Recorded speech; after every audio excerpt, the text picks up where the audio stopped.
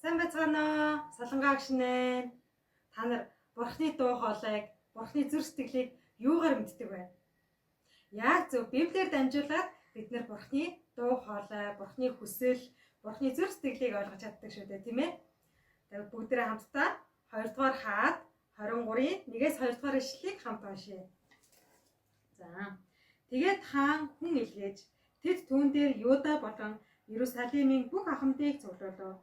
Хаан болон Юдагийн бүх хэрчүүд, Иерусалимийн бүх оршин суугч, мөн тахилч нар, иш үзүүлэгчид болон их баг бүх ард түмэн түүнтэй хамт эзний өргөө рүү явсан бөгөөд эзний өргөөнөөс олдсон гэрээний номын бүх үгийг тэр тэдний сонорт уншваа. Амен. Тэгвэл өнөөдрийн Библийн баатар маань Бурхны үгийг сонсоод, гимшээд, залбираад амьдрал нь өөрчлөгдсөн талаар өгүүлсэн байна. Бид нэр өнгөрсөн 7 хоногт Хизекия хааны тухай үзсэн тийм ээ. Хизекия хаан маань амьдралынхаа бүхэл өдрүүдэд эзний өргөө сэргээн засварлах ажлыг хийсэн байна. Үнэхээр мундаг хаан байсан байна. Тэгээд түүний дараа түүний хүү Манасе хаан ширээнд суусан байна. Манасе болохоор зэрэг хиймэл шүтээд арт өмнөө хүртэл хиймэл шүтгэд хүргэсэн маш хорон муу хаан байсан байна. Тэгээд түүний хүү Амонч бас адилхан Автайгаа адилхан хорон муу хаан байсан байна.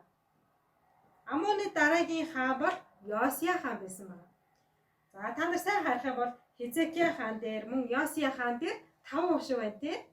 За яагаад энийг насан бэ гэхээр энэ хоёр хаан маань үнэхээр сайн хаан байсан учраас багш нь 5 ушиг насан байна. Тэгвэл өнөөдөр бүгдээрээ Йосия хааны тухай үзцгээе.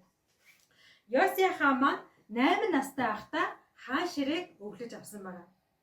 Тэгээд өсөж том болоод 90 цент хүрээд ингээ явж байтал эзний өргөө үнэхээр бохирдсан, үнэхээр заваан басан байгааг хараад түүний сэтгэл нь маш их өвдсөн байна. Тэгээд өөрийн сайдыг дуудсан байна. Сайдаа. За та дуудсан хаантаа. За би чамд нэг ажил даалгая. Одооноос эхлээд бүгдээрээ эзний өргөөг цэвэрлэнэ. Тэгээд мөн эвдэрч гэмтсэн зүйл байвал бүгдийг сайхан сэргээж завсарлана. Тийм учраас чи бүх ард түмнээс өргөл хандвыг цуглуул. Тэгээд тэр цугларсан мөнгөөр эзний өргөөг цэвэрлэх, сэргээн засварлах ажлыг эхлүүлнэ шүү. Мэдөө. Тэгээд чи ажлынхаа явцыг надад тайлагна шүү.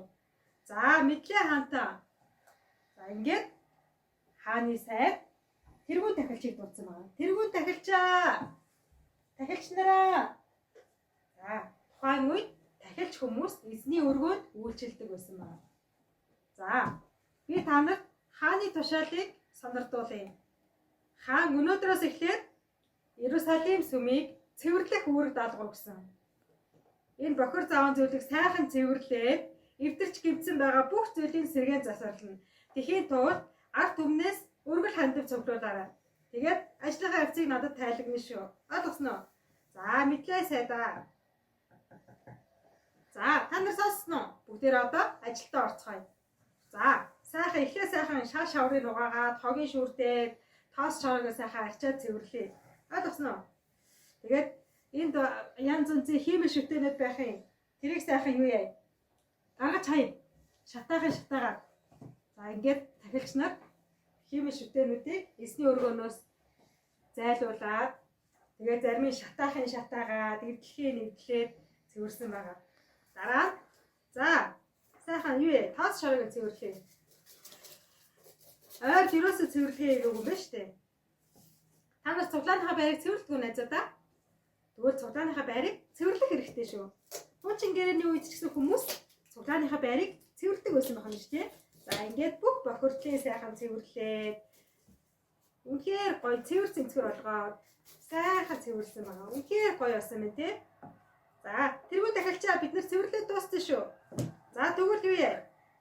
Сүмийн урд байгаа өргөлийн харьцгийг аваад хичнээн төгөр цугларсан байна. Тэр мөнгөөр нь бүгдээр одоо эвдэрч гэмтсэн зүйлээ заасна. За ёо чи ямар хүн юм бэ?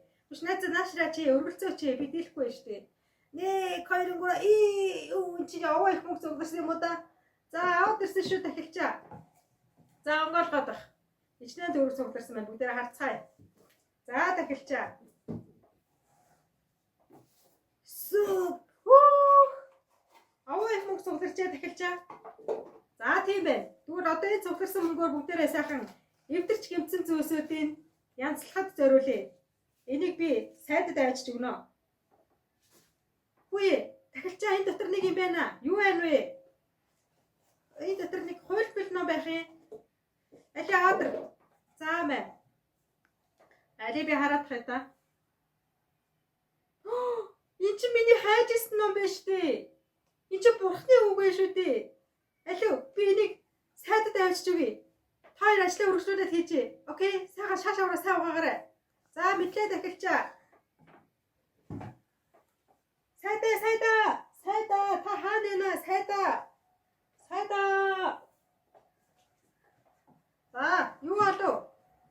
Эсний өргөг цэвэрлээ дуусчихсан уу? Тийм ээ сайдаа. Эсний өргөг цэвэрлэж дууссан. Харин бид нэр өргөлөө тоолох гэсэн чинь өргөлийн хайцснаас нэг хууль бэл ном оллоо. За али аваад харъя. За энийг ер нь хаанд авчиж өгөх хэрэгтэй юм байна. Та ажлаа өргөжлүүлээд хийдэ. Би энийг хаанд авчиж өгье. За та наад хууль бэл номоо хааны чихэнд чангаар уншиж өгөөрэй. За ойлголоо. Ингээд гүүш шафан хууль бэл номыг барьсаад Йоси хаанд ирсэн байна. Хантаа. Бид нар нэг зүйлийг оллоо. За юу болсон? Эсний өргөг цэвэрлэх ажил хэр шатандаа явж байна? Үнэхээр сайхан цэвэрсэн. Одоо биднэрт засварлах ажил үлдээд байгаа. Хүмүүс маш их өргөл хандив өргөсөн байлээ. Харин тэр дотроос бид нар нэг зүйлийг олсон. За юу болсон юм бэ? Алт гарч ирсэн юм уу? Үгүй ээ. Алтнаас ч илүү үнэтэй зүйлийг бид нар оллоо. За тэгээ хурдан хэлээч дээ юу юм бэ? За энэ хууль бэл номыг оллоо. Тэргүүн дахиад үүнийг бурхны үг байна гэж хэлсэн. За бид үгөө сонсъё. Чи нэг сайхан чангаар уушаад. За хаантаа би танд уншаад өгье. Та сайн сонсоорой.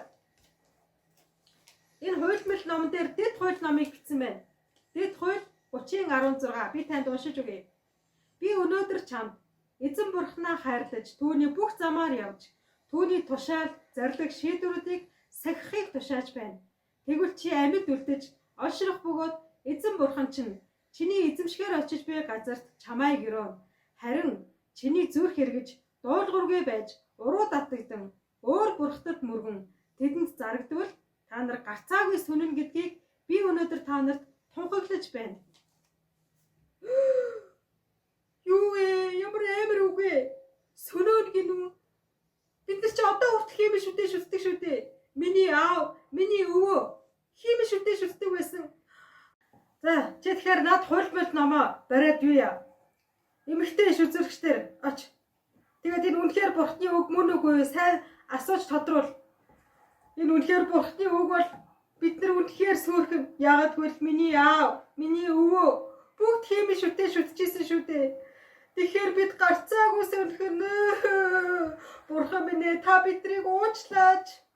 Ингээд Йоси хамаа бурхны өмнө чин сэтгэлээсээ гимшээд тэр ч байтугай бүр хувцаа ураад түүний өмнө залбирсан байна.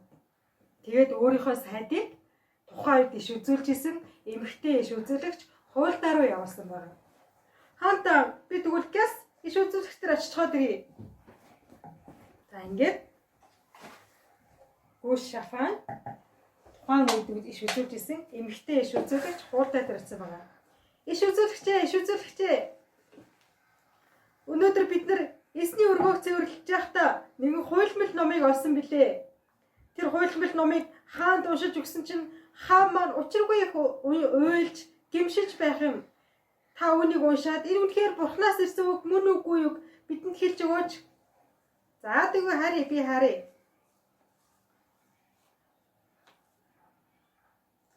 За тийм ээ, энэ бол бурхны үг мөн байна.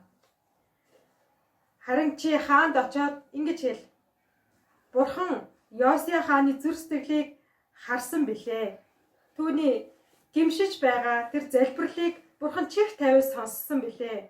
Тийм учраас Йоси хааны амьдралын бүхэл хугацаанд бурхан өмнөд Юдаг шийдэхгүй гэж хэлж байна. Өмнөд Юда нь хойд Израильтай адилхан бурхны өмнө маш их хиймэл шүтээж бурхны дургүй зүйлсийг хийж байгаа учраас бурхан хойд Израилийг устгасан шигэ өмнөд Юдаг ч гэсэн гарцаагүй устгах болно гэж айлдсан. Гэхдээ энэ шийтгэл нь Йосия хааны хаанчлалын цаг хугацаанд ерөөсөө болохгүй. Йосия хааны хаанчлалын бүхэл цаг хугацаанд өмнөд Юда амар амгалан байх болно гэж хэл. За иш үзүүлэгчээ, таны үгийг би хаанд дамжуулъя. Ингээд Гүшафан эзний хууль мэл номыг барьсаад Йосия хаанд очиж хэлсэн байна. Хаантаа үнэхээр энэ Бурхны үг мөн байна.